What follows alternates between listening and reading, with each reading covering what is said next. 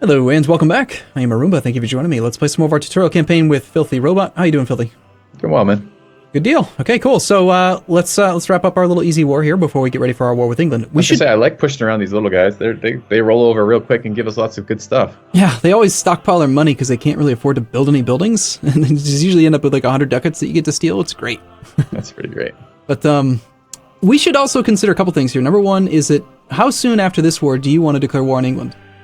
Immediately. Okay, so we should consider then rough estimate for when we think the siege will finish, and then 4 months before then raise maintenance, so we can get our army in position with full morale. Well, we also, I guess, do we have claims on Pale and Ulster? We do not.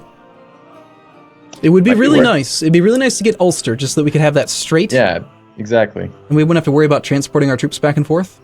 Yep. But it's only an 8 development province, so as far as the efficacy of a claim, the next claim that we pick up is going to cost us, how many points? Let's find out. It's going to cost us... Did you say efficacy? Yeah. Okay. Efficacy is different than efficiency. It is a real word. I'm not making it up. No, I know what efficacy means. Okay. I just didn't hear you. So. Yeah. I just, maybe, what, you pronounce it slightly different than I thought it was efficacy. Efficacy is how you pronounce it? Is it an A or an I? It's pronounced efficacy. Okay, fine. Fine! Filthy. Yeah. I just wanted to hear what you were saying. All right, Filthy. From now on, it's pronounced Falthy. All right. Anyway, our next claim costs us 40 spy network strength, so it's really expensive versus the initial 20. We're paying double the price to fabricate another claim right now. Okay. And if we were to fabricate another claim, if we were to make that decision, I would rather spend those 40 points on a higher development province than something that's only got 8. Okay. But the other thing I wanted to say was that we still have to factor in the time to get our units transported across, right? Yes and no. Here's the thing. This is we need to talk about straight crossings right now. So we want Ulster so that while we're at peace, we can just freely march back and forth. We're never going to be able to get military access through England. So while we're right, when you're at war, you automatically gain military access with the person you're at war with. So we could march across Ulster into Ayrshire once we're at war with England. Yes. Now here's the thing. If you remember from the last time we fought England, we were terrified of their navy. In fact, they killed half of our navy because I made some mistakes. Mm-hmm. So you might assume that we need to be do the same thing. Have our army over on the main body of land there so that we could actually fight him because we won't be able to get naval superiority, and that's all true. But when it comes to straits, if you control both sides, and by control, I mean either it's your land or it's land that you occupy, then you always have the ability to cross the strait, regardless of blockades. Okay, so basically we would occupy Ulster, then march across. Then we can march across. So the only way he could stop us, like isolate our army from defending our country, would be if he were to somehow siege down Ayrshire before we tried to march across, which... Okay. I don't think he's not going to do that, because as soon as he won't be able to, because once he marches into either, once he marches to Cumbria, he'll end up getting subjected to our zone of control in our capital. We'll have to remember to turn that fort on, by the way. I was just looking at that. I was trying to find out where our forts were. So I is fort mode. I was trying our forts, all one of them, exactly. Yeah, and Lothian, right? So I was going to ask, and remind me, this one is not quite as clear as that one for me. Is there like a ramp-up period in the same way there is with morale for forts? Yeah, they recover. If you hover over the garrison, click on Lothian, and then the garrison in the bottom right of the province dialog, you can see maximum garrison right now is 1,000. Go ahead and turn the fort on. Let's do a couple things right here. So I have Lothian hovered over, or I've selected now. A garrison of 1,000, okay. And how do I turn a fort on? Slightly to the left, that little checkbox. Okay. Now the garrisons is 3,000. You'll see the garrison will increase by, in the tooltip, 240 each month. Okay. So it recovers at 10% plus, well, it's not... That's a long-ass time to get all those back. Yeah, but the thing is that because this is our capital fort, and it's always going to have 1,000 troops in it no matter what, we don't really care. A fort with even a single troop will provide zone of control, and it can't be sieged instantly. It's only a mothballed... So why are we... Oh, only mothball forts could be sieged instantly? Right. So the difference between our fort and the ones we did against England is that he didn't get the 1,000 garrisons for free from the capital. All right. So I have that. Oh, did you unclick it again? Yeah, I turned it off because we don't need it on right now. It's costing us money. Okay. Okay. It doesn't need to be at any number greater than... I mean, we just have to turn it on is the thing. Right. Got it. I understand. Because it's a capital fort and it gets that 1,000 to begin with. Yes. If it wasn't a capital fort, yes, you would probably want to turn it on now.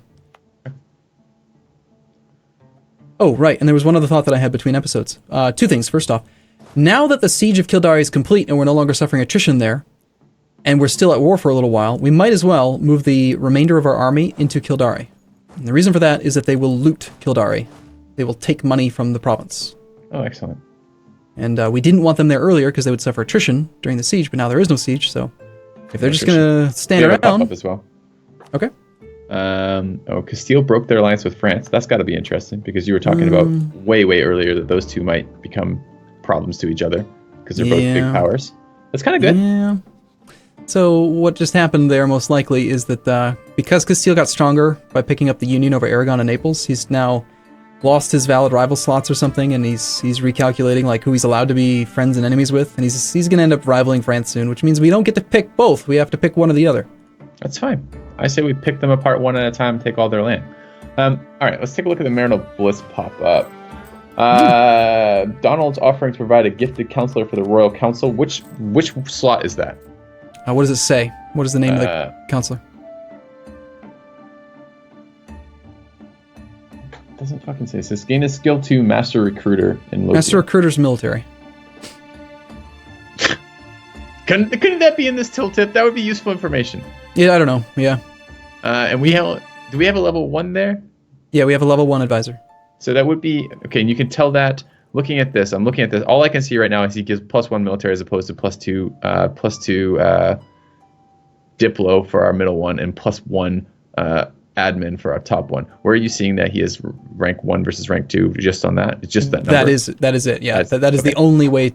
There's only 1, 2, and 3 are the only options. Okay, so this would double our military power increase per turn based on advisors, which I understand is not the entirety of it. And it's 50% cheaper and costs us nothing. The Donald family will consider us to be in their debt. Actually, I don't know if that means nothing or not.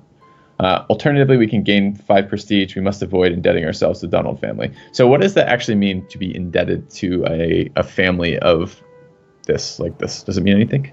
Yeah, it does. This is a newer thing. It came in the last DLC. This whole like rulers having traits thing and having consorts and stuff like a queen is new. And what it means is that if you take that option and we are indebted to them, that means probably within the next year or so we're going to get an event where they ask us for something, and we're going to probably not like the choices there. Okay. So the extra military point per month for an extra ducat does sound really nice. Yeah. But we're probably doing fine on military tech anyway relative to England, and that's all we really care about at the moment. I'd probably just take the prestige. And to be fair, prestige is going to be useful in a war versus England in a minute. So that might be nice. Yeah, right. I would just not do it. Okay. I'm fine with that. For a long time now, we haven't had much money, so it would be nice to continue to stockpile funds so we can build buildings, build more ships, get up to our naval force limit, that kind of stuff. Austria's allied Lithuania. Cool. Brittany has their independence guaranteed by France. That's silly. France usually tries to conquer them, and now he's guaranteeing them. 676 military power. So we're not going to hit that before the war. Okay. Austria just embraced the Renaissance. What is this? Country modifier expires. County modifiers expired. Capture and annexation. Go on. I'm just laughing at the AI. So just less than like 3 months ago, France guaranteed Brittany. And the reason they probably did that is because they wanted to make sure that they were the one that could conquer them. They didn't want anyone else to be able to. And now they've decided that they want to conquer Brittany, so they just revoke their guarantee. So now they have a 5-year truce with Brittany for no reason at all. It's just so stupid. Anyway. What were you looking at? You had questions or something? Yeah, we got a pop-up over here. It says country modifier. Oh, it expires. Never mind. Yeah. Oh, I thought this was. I'm like, why did we get a benefit but we didn't get an expire? How's this fucking siege going? Are we sieging this at any reasonable pace right now? It's been 282 days. Not too bad. Could be better. We have had no wall breaches. We don't have any siege pips. We have no artillery. It's pretty average. I'd say about a year's. Okay. What am I clicking on to get this siege information here? I thought I was clicking on the little castle icon in the middle of that, or my army, but neither of those seem to actually bring up what I'm looking to bring up. What specific information do you want to see? I wanted to see the actual siege interface. Click on the province. Province. Okay, got it. Thank you. Yep. And then if you want to see how long the sieges have been going, you hover over the 21% on the right side. It'll say in the bottom of that tooltip, the siege has been going on for 289 days. Yep. So if it was over a year right now, I'd be really annoyed, but it's about on par. Okay. Nothing spectacular, nothing There we go. Nice. We got a 21% chance tick. Awesome. Ooh. All right. Do you want to do these peace deals before we do this naval battle?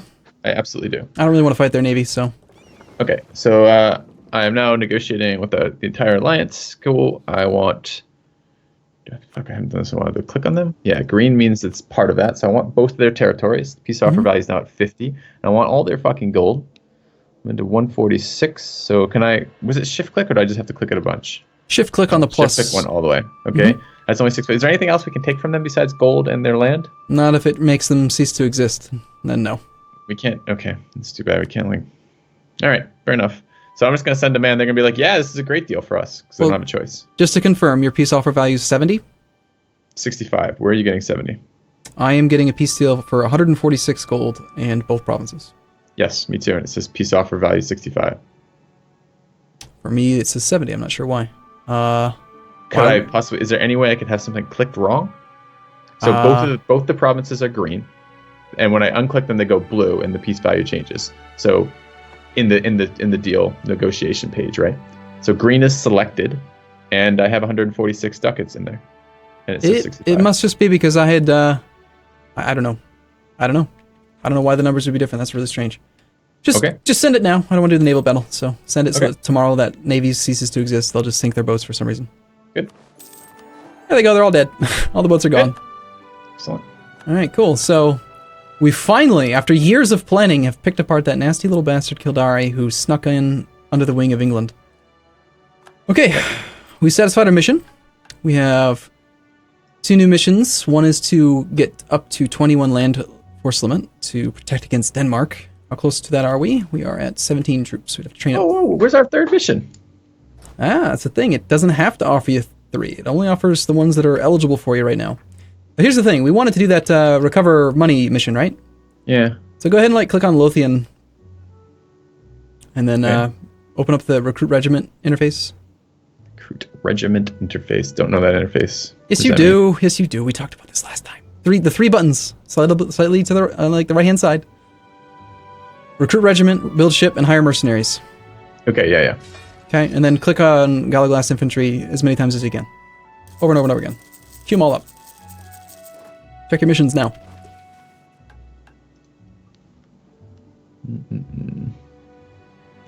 Okay, I'm going to go through the missions tab itself. It's too annoying. Religion, stability. It's not stability and expansion. It's not subjects. It's not technology. Missions and decisions. Okay. Accumulate money. Yes! There you go. Sounds like that's a great mission. Take that one. Yep. Selected. Now on the outliner, on the right-hand side of the screen, right-click where it says recruiting regiments, 57 days plus 14. Just right-click on that and say cancel all. Okay. Oh, there's no cancel all. I have cancel and OK. Yeah, we'll just... Sure, I want to cancel the recruitment of all 15. Yes, okay. Yeah. So I can cancel the cancel. Got it. Yeah, and say, now we, one day pass? For like half a second. Good job! Nice! That's amazing. Legit. Okay. Seems legit. All right. All right. How close are we to 90% of our manpower cap? All right. So our manpower maximum is 20.8 K. So to fully reinforce your armies, you need blah, blah, blah, blah, blah. Maximum manpower. Does it not tell me on this I have to do calculations? You do. I just did it. It'll take 15 months to hit 90%. Do you want to wait 15 months to go to war with England? Not really. Getting one more mission done. I don't either, but... No, I don't really want to do that. Okay. I want to punish England. Oh, but there's something else we wanted to do here. What was it? Oh, coring. Can we core this shit now? Yes. Or is it already cored because it's part of a state? No, it'll never be cored. The difference with states is that if it's already part of a state, you have to pay the full upfront cost. If it's not part of a state, you pay the territorial core cost, which is the 50% upfront, 50% once you make it a state. But our cores can't advance while we're warring anyways, right? But are these instant cores? No, you're getting confused, Filthy. Wars don't affect coring unless the target also has a core in the same province. Okay. England has never owned either of these provinces, so our cores would be allowed to progress during the war. If England somehow occupies the land, then it would pause the progress, but no, we're allowed to core and war at the same time in this case. Okay. And do we wish to give any of these away? Because I thought we were trying to build up the utility of the burghers, and we need to do that by giving them... Oh, they have quite a bit of influence, actually. No?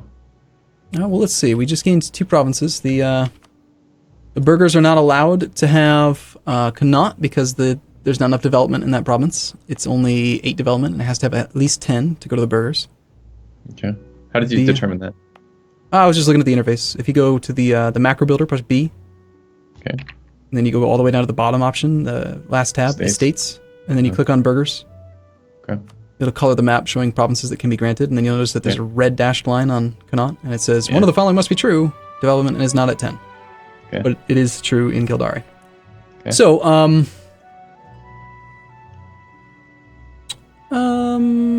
I would definitely give it to somebody. Yeah, that's what I was getting at. I wouldn't want to push the influence of the clergy any higher, really.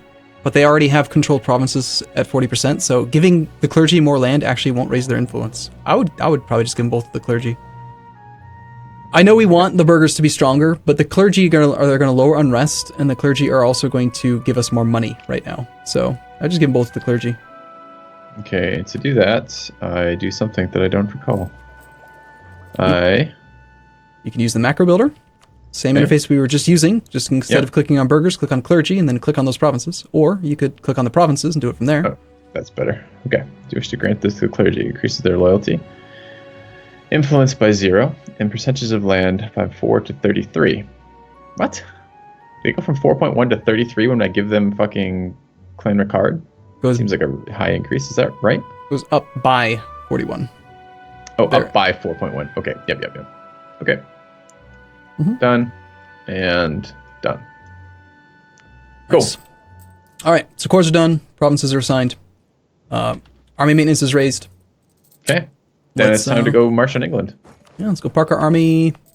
Check some stuff here. We got English separatists at 20%. Might as well take care of that before the war starts. All right. And I wanted to look at the missions tab again. Yeah, we got to pick a mission other than the ones. I think protect against Denmark is going to be a good option for us. We're not actually going to do anything with Denmark, but we should probably train a couple more regiments before this war with England anyway. And having an extra negative 10% land maintenance modifier for the next 10 years would be quite nice. Yeah, okay. I'm fine with that. We're going to probably train more military. Yep. There's nothing to do with Denmark. It's just about our total military size, right? So. Well, it is specifically to do with Denmark. You have to have at least an army that's their size. They have 21 regiments. We have to have 21 regiments. If they train more, we need more. So we need 4 more regiments right now. Can build province improvements. Do we want to do that with 210 gold right now? Yes. Even though we're about to go to war and we're going to need the some war chest for reinforcement, I would definitely spend 100. I would spend some money on ships. Ships have the best return on investment out of anything you could spend money on right this second. A temple would be good, which is a building we do want to build. But until we hit our naval force limit, I would probably build ships. So I'd build 7 ships before I'd build a building. Okay, so I'm going to go to build. I'm going to go to naval units. I'm just going to keep investing in barks because as far as I can tell, they do things passively when we're not at war, which gives us money, which I like. Yes. Okay, and I can build... Can I build them simultaneously? Because you just queued up regiments. I did. I want to satisfy the mission as fast as possible. Regiments and positions that are... Why did you choose those locations? Because those locations are the ones we have discounts on ships. And isn't the discount on ship based on there's something to do with their province specifically? In other words, is it as efficient to train regiments somewhere else? It is. The only reason I did it there is because that's where we have the unrest, and I was intending to put down the unrest while we were waiting. But now that you're planning on building ships, you are absolutely right, and we should build these preferably in a different location. So the 2 with 20.5 you can do. The 2 eastern ones there, Yorkshire and Northumberland, you could do those regiments there fine because they don't have a discount on ships. I'm just going to take the ones where I get discount ships, which are here. How many did you want me to train? I would keep a war chest of at least let's see, how much money do we make a year right now? We make 13.98 ducats a month. So, spend down to 50 or 60 ducats. Keep a half year's worth of income. Somewhere around there. 50 or 60 ducats. Okay, I'm going to just queue up 2 in this area, I guess. Okay. A little bit more money would be useful because we will obviously have battles with England. Next thing I also want to check on is how big is the English army? Okay, and you could do that via the ledger, is that right? Yes. So ledger, military, armies, and then sort by country till I find England. In this case, England's total. a pretty strong nation, so I think the default sorting is just by largest, and they're pretty close to the top. But yeah, I see 2,700 total. 27,000. Right? Yeah, 27,000. Excuse me. Yep. Yep. So he's got 14k manpower with 27,000 troops, the force limit of 33. So. Yeah, we definitely need to train at least up to 22. Okay. Something I would consider is that our combat width right now is 22. So if we had 50 regiments, then we can't functionally use more than just 22 in a single engagement at a time. So 22 is really the optimal number right now. Okay. And we have 16. We actually are building up to 22 if we get one more unit past what we have queued. We've queued up to 17. Yeah. So because we have, okay. So we'll queue up one more infantry then. Okay. Go straight to 22, accomplish our mission. Isn't that 21 with 5 and 16 is 21, right? Press B2 or B1 rather. Okay. And you can see army force limit 17, and then in parentheses 22 is what we're building to. 19. We have 17 now. 22 is what we will have once all current construction is complete. Oh, we have 17 right now. Is because that was still reinforced. Okay, got it. Yeah, they were weakened. Now Brittany is guaranteed by England. So England and France are not able to decide who's going to defend or attack Brittany. They're just fighting over it, apparently. It's kind of funny. Okay, so if England has a larger army than we do, we can't afford to have our army split at all. We need at least 22 troops to effectively engage him. What I'm thinking here is we probably want to leave behind... We'll train one extra infantry, and we'll keep one infantry over in Tyrone and Sligo. As soon as we declare the war... And he's going to be marching between Ulster and Pale, suppressing troop production. He'll take 1 month to siege down Ulster, then he'll take 1 month to march onto Pale to block that province from training, and then we'll keep the rest of our army fighting on the other area. Okay. But yeah, if we had more money or more troops, we would probably want to consider having 7k available to just start the siege of Pale. But I told our transport ships to go dock. That's good. Okay. Yeah, we're not going to need them, but if we are going to move our army, we should actually do that first. Let's do that now. Let's leave behind infantry in Tyrone, and then auto-transport the rest of these troops over to Lancashire. Okay. And we need to do something with our 2 diplomats that are free right now. Let's check, let's go back to square one. Remember episode 1 when we right-clicked on England, we look at who hated him? Yeah. Let's see if anything's changed in the political landscape, see if we get any other allies we can pick up. So, England. Right-click on England, you can see enemies of England are Denmark, Burgundy, France, and Scotland. We're already allied to France. Burgundy is rivaled to France, so it's not an option for us. No, that's not true at all, actually. Interesting. Well, France has rivaled Burgundy, but Burgundy has not... No, I just misread this. I'm wrong. Burgundy did When I look rival. at Burgundy, it says their rival is France. Yeah, I just misread it. Yeah, they have. Okay. Denmark. Although France's rival is not Burgundy. Oh, yes, it is. Never mind. Nope. Okay. So there's no options there. There's no one else that we can pick up that hates England. Okay. We could check out Denmark's enemies. We have no available other rivals because we're isolated and on this darn island. Enemies are... It's really just Lithuania is the only other person we could consider picking up as an ally. And they don't trust us. Yeah, well, I mean... We broke that. We separate pieced, so...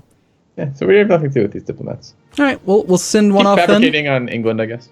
We'll send one off to improve relations with the Pope for more papal influence. We'll send one to fabricate on England, and we'll send the third to top off relations with France again for no reason at all. And we gotta have one to declare war. We're pretty close to that.